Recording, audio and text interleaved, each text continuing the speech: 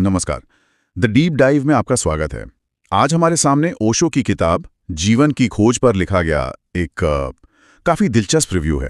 ये रिव्यू ना एक बुनियादी सवाल उठाता है, क्या जीवन का असली मतलब, असली खुशी वो बाहरी दुनिया की भागदौड़ में है? मतलब सफलता या चीज़ों में, या कहीं गहरे हमारे अपने अंदर?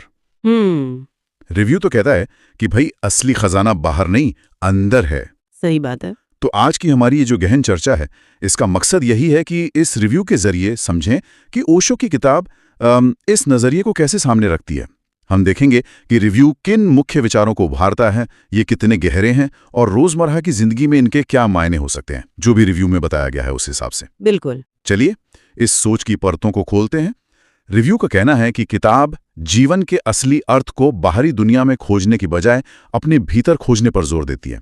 ये अपने आप में ही मतलब एक बड़ी बात लगती है। बिल्कुल। और ये विचार आप देखिए, कई लोगों के लिए जिंदगी को देखने का एक बिल्कुल नया नजरिया हो सकता है। समाज तो अक्सर हमें बाहर ही धकेलता है, ज्यादा कमाओ, ज्यादा हासिल करो, ज्यादा दिखाओ। हाँ। लेकिन ये रिव्यू और शायद किताब भी हमें एक दूसरी दिशा दिखा रही है। ये पूछ रही है कि असली जीवन क्या वाकई बाहरी भागदौड़ में है या फिर वो अंदर की शांति और आत्मज्ञान में है। रिव्यू इसी अंदर की यात्रा पर जोर देता है और ये समझने की कोशिश करता है कि जो ऊपर ऊपर का आकर्षण है, उससे परे जीवन का गहरा मतलब क्या हो सकता है। तो रिव्यू के अनुसार किताब का जो केंद्रीय संदेश है वो क्या है? आपने कहा आंतरिक शांति और आत्मज्ञान। हाँ, रिव्यू के मुताबिक किताब का सार यही है कि असली जीवन बाहरी चीजों में नहीं है, जैसे कोई भौतिक सुख हो गया या समाज में नाम कमाना या दूसरों की उम्मीदों पर खरा उतरना। अच्छा। इन सब में नहीं है, बल्कि अपने भीतर झांकने में है, खुद को जानने में है। रिव्यू इसे ऐसे दिखाता है कि जैसे बाहरी दुनिया एक तरह का भटकाव है। भटकाव? हाँ, जो हमें अपनी असलियत से, अपने सेंटर से दूर ले जाता है।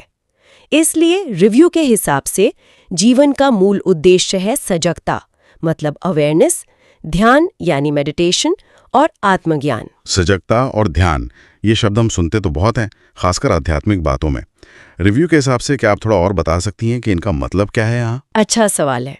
देखिए, रिव्यू के विश्लेषण से जो समझ आता है, तो सजगता या अवेयरनेस का मतलब है अपने विचारों, अपनी भावनाओं, शरीर में जो भी हो रहा है और आसपास जो भी घट रहा है, उसे बिना किसी जजमेंट के, बिना ये सोचे कि ये अच्छा है या बुरा, बस होशपूर्वक देखना, जानना, जैसे कोई गवाह देख रहा हो। अच्छा, एक साक्षी भाव से। हाँ, साक्षी भाव। और ध्यान या मेडिटेशन उसे रिव्यू एक प्रक्रिया की तरह दिखाता है। मन जो लगातार भागता रहता है ना, हाँ बिल्कुल, उस भाग दौड़ को शांत करके अपने अंदर गहरे उतरने की और अपने असली स्वरूप से जुड़ने की एक विधि। रिव्यू में इसे अपने असली अस्तित्व से जुड़ने का दरवाजा कहा गया है। तो मतलब सजगता एक तरह की स्टेट है और ध्यान उस तक पहुंचने का रास्ता, ऐसा कुछ? हाँ, कुछ हद तक ऐसा कह सकते हैं। सजगता तो हर पल बनी रह सकती है थियोरेटिकली, जबकि ध्यान एक खास अभ्यास हो सकता है जिसे हम नियमित रूप से करते हैं। लेकिन हाँ, दोनों का लक्ष्य एक ही है, मन का जो शोर है उससे परे जाकर अपनी गहरी चेतना से जुड़ना।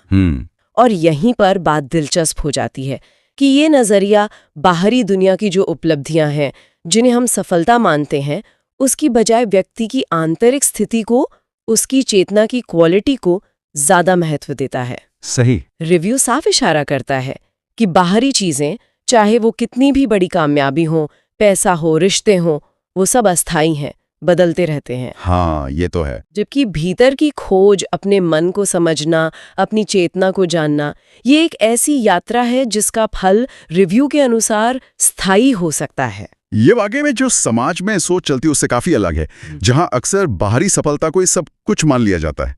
अच्छा, रिव्यू में किताब के कुछ और मुख्य बिंदु भी बताए गए हैं शायद। हाँ, रिव्यू कुछ और जरूरी पॉइंट्स को भी हाईलाइट करता है, जो इस अंदर की खोज वाली बात को और मजबूत करते हैं। जैसे कि क्या है वो पॉइंट्स? पहला बिंदु रिव्यू बताता है जीवन का रहस्य। रहस्य? हाँ, रिव्यू के अनुसार किताब कहती है कि जीवन को एक गणित का सवाल नहीं है जिसे तर्क या विज्ञान से हल कर लें। ये एक रहस्य है। अच्छा। जिसे अनुभव करना होता है, जीना होता है। इसे जीकर ही समझा जा सकता है, सिर्फ सोचने या विश्लेषण करने से नहीं। तो ये अनुभव पर जोर है, बुद्धि पर उतना नहीं। अनुभव पर जोर। तो ये ध्यान वाली बात से जुड़ गया फिर तो। बिल्कुल। दूसरा बिंदु है ही ध्यान का महत्व, जिसकी हमने अभी बात की। रिव्यू इसे सिर्फ एक टेक्निक नहीं मानता, बल्कि अपने असली अस्तित्व से जुड़ने का, उस अनुभव में उतरने का दरवाजा बताता है। तो हाँ, जीवन के रहस्य को अनुभव करने के लिए ध्यान एक जरूरी साधन बन जाता है, रिव्यू के अनुसार। और तीसरा पॉइंट? तीसरा बिंदु, जो शायद सबसे ज्यादा प्रैक्टिकल भी है और मुश्किल भी, वो है वर्तमान में जीना। वर्तमान में जीना, हाँ, ये तो बहुत सुना है। रिव्यू इस पर बहुत जोर देता है। किताब के हवाले से कहा गया है कि अतीत की यादों और भविष्य की चिंताओं से मुक्त होकर सिर्फ अभी, इसी पल में पूरी तरह जीना, यही असली स्वतंत्रता है। यहीं पर बात वाकई दिलचस्प हो जाती है ना? क्योंकि हम में से ज्यादातर लोग या तो पीछे देखते रहते हैं, क्या हुआ क्या नहीं हुआ, या फिर आगे की सोचते रहते हैं, क्या होगा कैसे होगा। सही कहा। अभी में टिकना तो जैसे भूल ही गए हैं। बिल्कुल। हाँ, क्या रिव्यू इस पे कुछ कहता है कि इसे साधा कैसे जाए, खासकर आज की इतनी तेज जिंदगी में? रिव्यू सीधे सीधे कोई कैसे करें की लिस्ट तो नहीं देता, लेकिन वो ध्यान और सजगता को ही इसका जरिया बताता है। मतलब वर्तमान में जीने का मतलब ही है सजग होना। अच्छा। आप जो कर रहे हैं, जहां है, उसी पल में पूरी तरह मौजूद हों, अपने शरीर से भी, अपने मन से भी। ये एक तरह का चलता फिरता ध्यान ही हुआ। रिव्यू से असली स्वतंत्रता कहता है, शायद इसलिए कि जब आप पूरी तरह वर्तमान में होते हैं तो न पीछे का बोझ होता है, न आगे की चिंता। आप फ्री होते हैं। समझ गया। और अगले बिंदु रिव्यू में और क्या था? चौथा बिंदु है भीतर की यात्रा। ये पिछले विचारों को ही और पक्का करता है। रिव्यू इसे फिर दोहराता है कि बाहरी चीजें, बाहरी दुनिया, वो क्षणभंगु है, अस्थायी है। हाँ। असली स्थिरता, असली शांति वो अंदर की खोज से ही मिलती है, वो स्थायी है। और पांचवा बिंदु इसी से जुड़ा है, स्वतंत्रता और प्रेम। स्वतंत्रता और प्रेम, ये कैसे जुड़ते हैं? रिव्यू के अनुसार किताब का तर्क ये है कि जब इंसान बाहरी चीजों पर अपनी खुशी टिकाना छोड़ देता है और खुद को जान लेता है, मतलब आत्मज्ञान पा लेता है, तभी असली स्वतंत्रता उसके जीवन में आती है। और इसी आंतरिक स्वतंत्रता से ही सच्चा बिना शर्त वाला प्रेम संभव हो पाता है। क्योंकि तब प्रेम किसी जरूरत या मजबूरी से नहीं निकलता, बल्कि अपने अंदर की कंप्लीटनेस से, पूर्णता से उपजता है।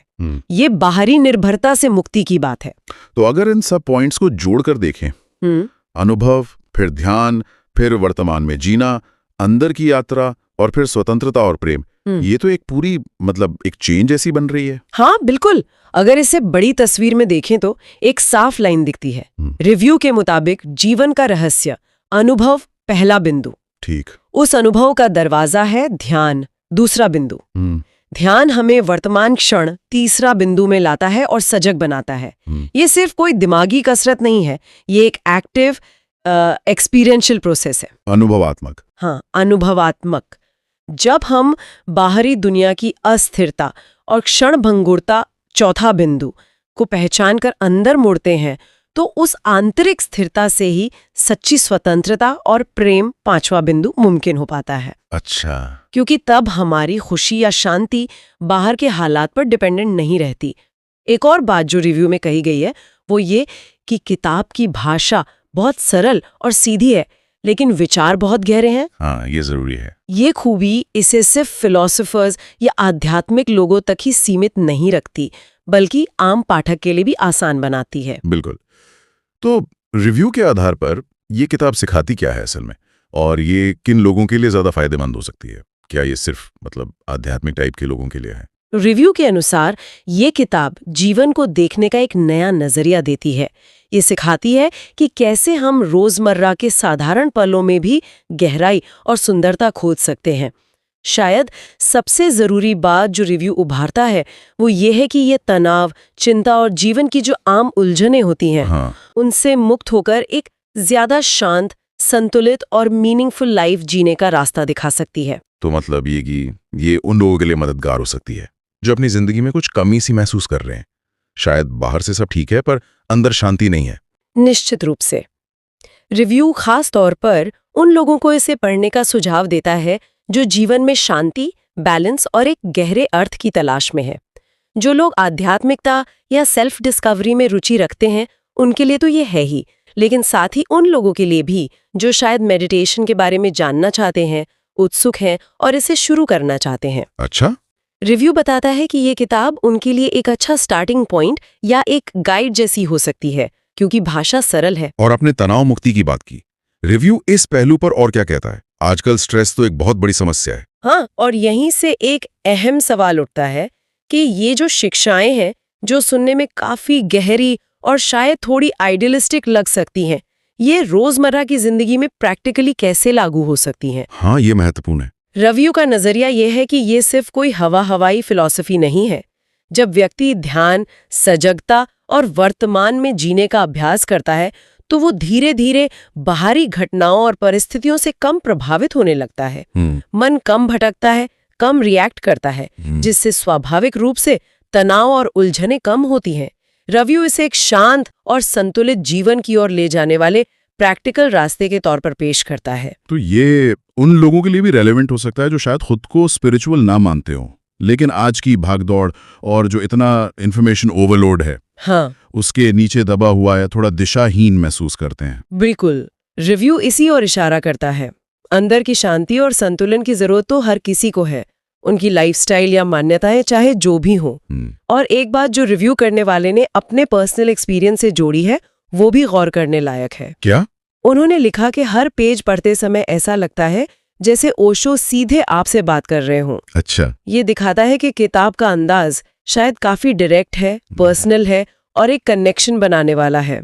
ये कोई उपदेश जैसा नहीं, बल्कि एक दोस्त की तरह बात करती हुई महसूस हो सकती है, जो पाठक को विचारों से गहराई से जोड़ने में मदद करता है और उन्हें अपनी जिंदगी में लागू करने के लिए शायद प्रेरित भी कर सकता है। तो संक्षेप में कहें तो इस रिव्यू से हमने ये समझा कि जीवन की खोज किताब, जैसा कि रिव्यू बताता है, वो आत्मनिरीक्षण पर, ध्यान की प्रक्रिया पर, वर्तमान क्षण में जीने की कला पर और अंततः खुद को जानने पर जोर देती है। हाँ, रिव्यू के मुताबिक इसे ही जीवन का सही अर्थ पाने का रास्ता बताया गया है, बजाय इसके कि हम बाहरी दुनिया की चीजों, सफलताओं या मान्यताओं के पीछे भागते रहें। हाँ, ये पूरी तरह से अंदर की यात्रा पर, अंदर की दुनिया को बेहतर बनाने पर जोर देती है। हाँ, और यहाँ एक बात सोचने वाली है जो रिव्यू के मुख्य पॉइंट से ही निकलती है। बताइए। कि अगर कोई व्यक्ति मान लीजिए फॉर्मल तरीके से रोज आधा घंटा आंख बंद करके ध्यान ना भी कर पाए, जो अक्सर होता है। हाँ बिल्कुल, तो क्या सिर्फ अपने रोजमर्रा के कामों के दौरान